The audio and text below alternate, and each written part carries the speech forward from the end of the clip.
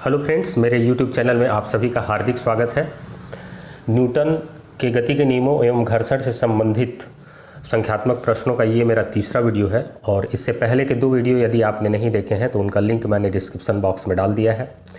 आज का सवाल इस प्रकार है, 8 एवं 6 किलोग्राम के 2 गुटके चित्रानुसार एक डोरी से जोड़कर एक मेज के कोने पर लगी घर्षण रहित घिरनी के दोनों ओर व्यवस्थित किए गए हैं। गुटके ए एवं मेज की सतह के मध्य घर्षण गुणांक 0.5 है। गुटके ए के ऊपर कितना द्रव्यमान रखा जाए कि गुटका ए गति न कर सके।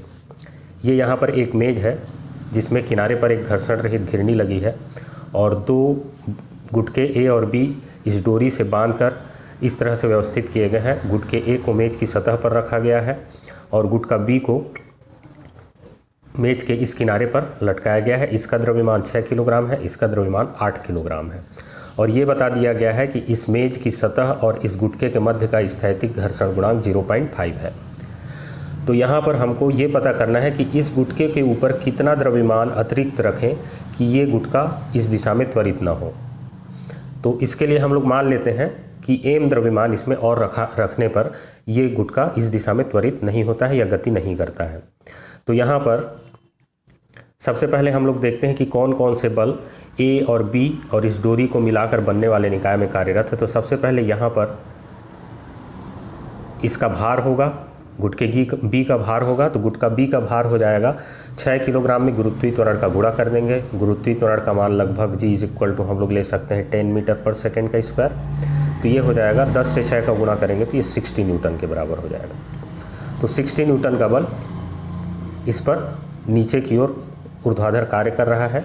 अब ये अपने भार को इस डोरी पर आरोपित करेगा तो डोरी भी इस पर तनाव बल आरोपित करेगा ऊपर की ओर। तो मान लेते हैं ये तनाव बल T है। अब डोरी से यदि 2 द्रव्यमान जुड़े हों तो दोनों पर वो समान तनाव बल आरोपित करता है, तो ये इस गुटके पर भी तनाव बल का मान T होगा।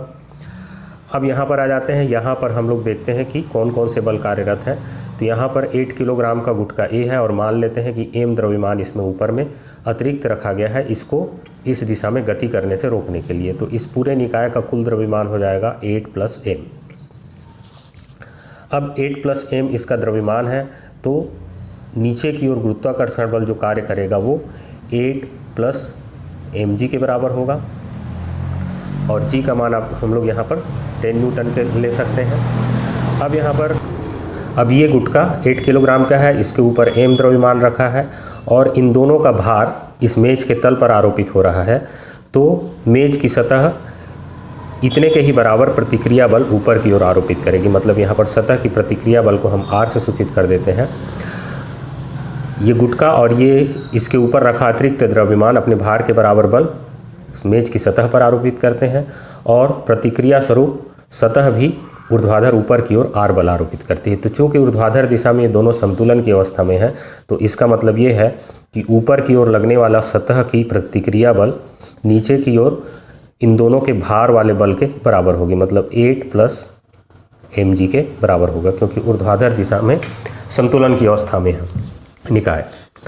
अब यहाँ पर हम लोग स्थैतिक घर्षण के नियम से जानते हैं कि इस पर कार्य करने वाला स्थैतिक घर्षण बल का अधिकतम मान, ये लटका हुआ द्रव्यमान इसको इस तरफ खींचेगा और घर्षण बल एक गति विरोधी बल है तो इस पर विपरीत दिशा में स्थैतिक घर्षण बल कार्य करेगा और इस स्थैतिक घर्षण बल का अधिकतम मान सतह की प्रतिक्रिया बल के समानुपाती होता है। तो Fs मैक्सिमम का मतलब है कि हम स्थैतिक घर्षण बल के अधिकतम मान को प्राप्त कर रहे हैं। तो ये स्थैतिक घर्षण गुणांक और सतह की प्रतिक्रिया बल के गुणनफल के बराबर होगा। अब यहाँ पर स्थैतिक घर्षण गुणांक का मान दे दिया है 0.5 और उसके बाद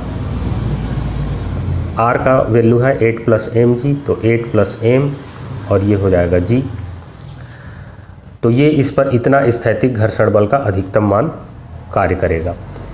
तो यहाँ पर इस पूरे निकाय पर 2 बल कार्यरत हैं। पहला बल है इस दिशा में नीचे की ओर 60 न्यूटन का जो कि इस वस्तु B का भार है और दूसरा बल है इस पर इस दिशा में स्थैतिक घर्षण बल का अधिकतम मान। और इस निकाय पर दोनों बल एक दूसरे के विपरीत कार्य कर रहे हैं। विपरीत इस प्रकार से कि ये वाला बल इस निकाय को इस तरफ खींचना चाहता है जबकि ये वाला जो बल है वो इसका विरोध करता है। तो ये पूरा निकाय संतुलन की अवस्था में तभी रहेगा जब इस दिशा में लगने वाला बल इस दिशा में लगने वाले बल के बराबर है। तो इस दिशा में लगने वाला जो नेट बल है 60 न्यूटन है। यहाँ तनाव बल ए और बी को मिलाकर बनने वाले निकाय का आंतरिक बल होगा जो कि दोनों को जोड़कर रखने का कार्य करता है, और तनाव बल दोनों निकायों पर बराबर और विपरीत दिशा में लगते हैं। तो ए और बी को मिलाकर बनने वाले निकाय में नेट तनाव बल 0 हो जाता है। तो वास्तव में यदि देखा जाए तो इस निकाय पर कार्य करने वाला बाह्य बल दो हैं। पहला है ये 60 न्यूटन और दूसरा है ये स्थैतिक घर्षण बल का अधिकतम मान, और दोनों एक दूसरे के विपरीत दिशा में हैं। तो यहाँ पर ये निकाय संतुलन में होगा यदि इस दिशा में लगने वाला बल 60 न्यूटन इस दिशा में लगने वाले स्थैतिक घर्षण बल के अधिकतम मान के बराबर होगा। तो इसका मतलब ये हुआ कि 0.58 प्लस m g का मान इस 60 न्यूटन के बराबर होना चाहिए। अब यहाँ पर 0.58 प्लस m g का मान को 10 रख देते हैं इज इक्वल टू 60। ये हो जाएगा 10 छक्के 60। तो 8 plus m is equal to हो जाएगा 0.5, और या इसको लिख सकते हैं 60/5 दशमलव को हटा करके। तो ये आ जाएगा 12 पंचे 60। तो 8 plus m is equal to 12 हो गया। तो m इज इक्वल टू हो जाएगा 12 माइनस 8 और इज इक्वल टू आ जाएगा 4 kg के बराबर। इसका अर्थ ये हुआ कि इस पूरे निकाय को इस दिशा में गति करने से रोकने के लिए इस गुट के ए के ऊपर 4 किलोग्राम का अतिरिक्त द्रव्यमान हमको रखना होगा। तो यहाँ पर देख सकते हैं 4 ऑप्शन में से ऑप्शन ए इस प्रश्न का सही उत्तर है। मेरे वीडियो को अंत तक देखने के लिए आपका बहुत बहुत धन्यवाद। अगले वीडियो में आपसे फिर मुलाकात होगी। Thank you.